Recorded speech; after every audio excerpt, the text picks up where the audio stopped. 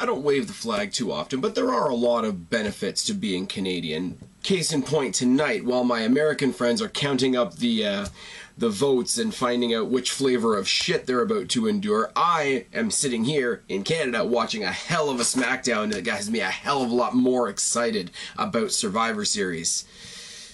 Too bad Raw can't do that. What's going on, everybody? It's your buddy, it's your pal Spaz Phoenix, the YWC Reality Check, here with your November 8th live from, well, kind of live, from Scotland SmackDown review. I'll just say it right off the bat, we just got a shot of adrenaline into Survivor Series if we didn't already have one going in. We built a lot on Survivor Series, we changed a few things on Survivor Series, and we definitely added one really big blockbuster to Survivor Series, in my personal opinion. But we started off the night, AJ Styles being a good heel, bitching about everything, denies the fans cheers when he actually comes out and people actually cheer for AJ Styles, complains about the loss to Ambrose, saying that he cheated, he used Ellsworth, etc. It's bullshit that he has to defend his title at TLC in a couple of weeks right after Survivor Series. If Dean Ambrose was a guy that cared about the WWE Championship, he never would have lost it in the first place. I can't beat up Dean Ambrose tonight because we're on the same team at Survivor Series. He names himself the captain, he brags, I'm going to lead my team to victory. Rah-de-rah-de-rah. He's interrupted by Baron Corbin, who comes out and says, I'm definitely going to deliver at Survivor Series, but it's definitely not for you and you're no captain of mine. That sort of thing. We get the jump scare. The new Wyatts, as they're being called tonight, which is a bit annoying, Bray Wyatt, Luke Harper, and Randy Orton come out. They don't say a damn thing. Ambrose comes out with Ellsworth. Ellsworth gets the underdog pop that he's been getting for a while now. Tells AJ to calm down. Ellsworth is here because he's his guest. They've been sightseeing all over Scotland, etc. Ambrose and Styles argue a bit, and Corbin leaves. For no reason at all. Shane McMahon comes down and says, we're going to prove that we're better than Raw at Survivor Series. Well, they prove that they're better than Raw every single week, but that's another story for another day. We need a united front, and he even makes Ellsworth the mascot of Team SmackDown, which I know a lot of people are going to roll their eyes at, but in the end of the day, it's going to be pretty damn harmless. He makes a six-man tag for tonight. Wyatt, Harper, and Orton versus Ambrose, Ellsworth, and Corbin, even though Corbin already has left the ring. He even says, you know, Ambrose, Ellsworth, and Corbin, they're going to have a match tonight. That's going to be your main event. Six-man should be the women's title match that I'm going to talk about in a second, but it is what it is. In the back, we see Corbin confronting Shane McMahon. Says he will not be part of the six-man tag tonight. Shane says, cool, I'll take you out of the six-man tag. I'll give them another partner. You've got a match against the returning Kalisto tonight. Unfortunately, when it comes to this, I had already heard a little bit about what was going to go on here, so that was a bit spoiled for me. Doesn't mean it was any less great, but you know, the one downside to tape shows, you know, we just went to a live SmackDown where there was no more spoilers, etc. But I mean, in Scotland, when they were watching this, it was 4 o'clock my time, so it is what it is. Breezango versus the Vaudevillains to qualify for the last spot on the tag team for Survivor Series. What do you think happened? The Vaudevillains are less than useless, and Breezango, even though the gimmick continues to get worse and worse, as a team, they continue to get better and better. Super Kick and a Falcon Arrow get the win. Breezango rounds out the tag team, which I believe is Breezango, the Hype Bros, American Alpha, Slater and Rhino, and the Usos. That's a pretty good team when you compare it to the Shining Stars. Oh yes, two gimmicks that are well beyond their stale date in Enzo and Cass and the New Day. I don't even know who else. The Club, who they really fucked up, and that's how much I pay attention to Raw. Guys, I have to be honest with you guys. I told you guys last week I'm not reviewing Raw anymore. A couple of buddies of mine got together. We was Doctor Strange because we didn't get to see it on the weekend. What's a good night? I said, fuck it. Monday's a good night. Went and saw Doctor Strange. Had a hell of a fucking time. If you're going to go see it, take my advice. Go see it in IMAX 3D. It's worth it.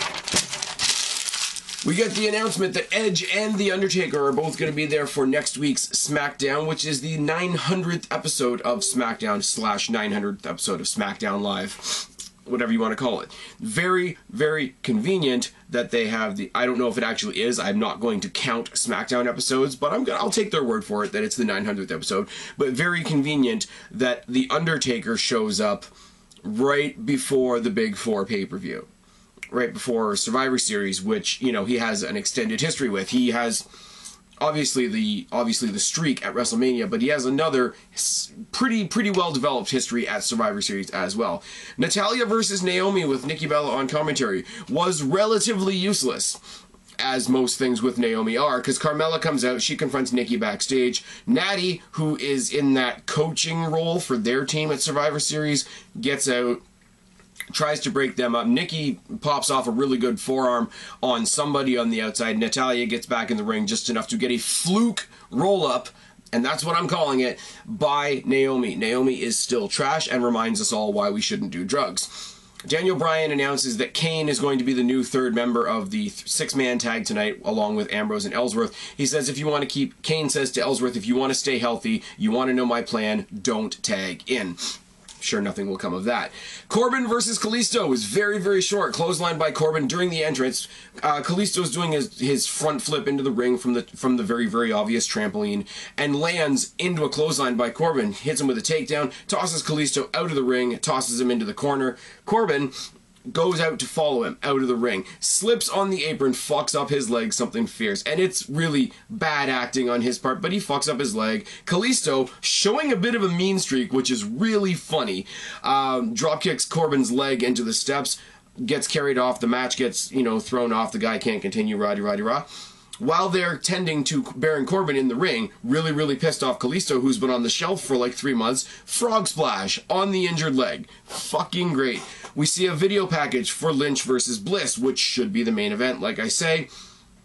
But beggars can't be choosers, because Alexa Bliss versus Becky Lynch for the Women's Championship is the next match. Collar and elbow tie-up and a snapmare by Alexa, and another collar and elbow tie-up. A back elbow by Becky and a pinning reversal sequence to follow. Rolling arm bars by Becky and a high knee by Alexa. Becky eats the steps outside and Alexa works on the arm in the ropes. Armbar by Alexa. Stomps on the throat and back to the armbar once again. Alexa Bliss working the arm in this match is fucking pretty. Becky eats the turnbuckle, Alexa works on the arm some more. Arm breaker by Alexa, arm drag, arm bar, arm scissor. Single arm sit down powerbomb by Becky Lynch is awesome, and Becky Lynch is one of my favorite female wrestlers at the moment, but I will say her being able to pull off a one-armed powerbomb after she's had that much psychology done to the arm does bug me a little bit as we go to commercial break.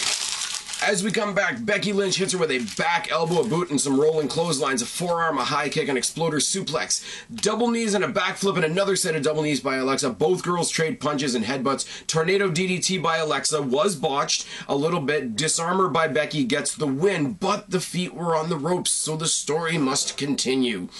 That'll lead into some discrepancy as they go into their Survivor Series match. That'll lead into whatever they do at TLC. The girls got to do Hell in the Cell on Raw. I would love to see these two in a ladder match at TLC, but that's just me.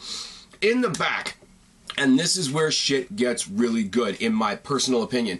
Miz complains to Daniel Bryan about the fact that Ziggler hasn't given him his rematch and is, has the balls to, go and defend against somebody on Raw, which we now know is Sami Zayn. Bryan explains that because they are defending their Intercontinental Championship to a Raw competitor, the Raw Cruiserweight Champion Brian Kendrick will defend against a SmackDown competitor in Kalisto. And not only is Kalisto going for the Cruiserweight Championship, not only if Kalisto wins, he gets to be the Cruiserweight Champion, but if he wins, the entire Cruiserweight division comes to SmackDown. Not only does that make sense, not only will SmackDown treat the Cruiserweights better, it makes a lot more sense because 205 Live is live on the WWE Network right after SmackDown every Tuesday when it starts in a couple of weeks. So, I think you can predict that one a little bit. Was Brian Kendrick a transitional champion? Probably.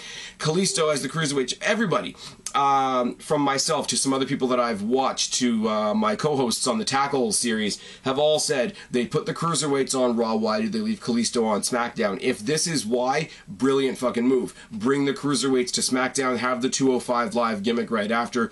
It's all good. The only exciting thing on Raw, because, Oldberg is exciting, is the Cruiserweights. And the Cruiserweights floundered hardcore on Raw.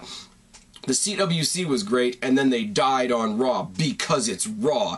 Put them on SmackDown, where they're going to do the 205 Live thing right after. And one of the guys voicing 205 Live is Mauro Ranallo, so it all ties together, I guess. After that, we get the announcement that Miz gets one more shot at the Intercontinental Championship next week against Dolph Ziggler at SmackDown's 900th anniversary. Now, you know the Miz isn't going to win, and that's fine, because Ziggler has to go do this open challenge at Survivor Series so that we can get the Cruiserweights onto SmackDown. So I'm good with that. My boy The Miz is going to take a loss next week, and that's okay. Apollo Crews versus Kurt Hawkins is a fluke win for Hawkins that doesn't really matter at all. And the 3-on-3 match, main event, Wyatt, Harper, and Orton versus Ambrose, Ellsworth, and Kane with Styles on commentary, is, I will admit, not much to write home about. It's a pile of people main event. It's not very exciting when you consider Kane, Ellsworth, and Harper. None of them are involved in Survivor Series at the moment. Harper and Kane eliminate themselves by brawling up the ramp and into the back. So it ends up being a 2-on-2.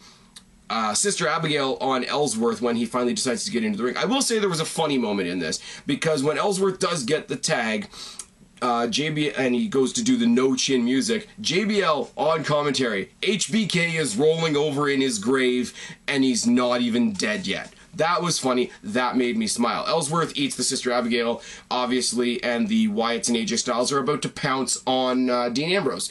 They are interrupted by Daniel Bryan and Shane McMahon, who announce that the new fifth man, because Baron Corbin is injured, is going to be, in fact, Shane McMahon. Which is fine, which is fun. You know, we got the return of Undertaker next week. The last time we saw Shane in the ring was with The Undertaker.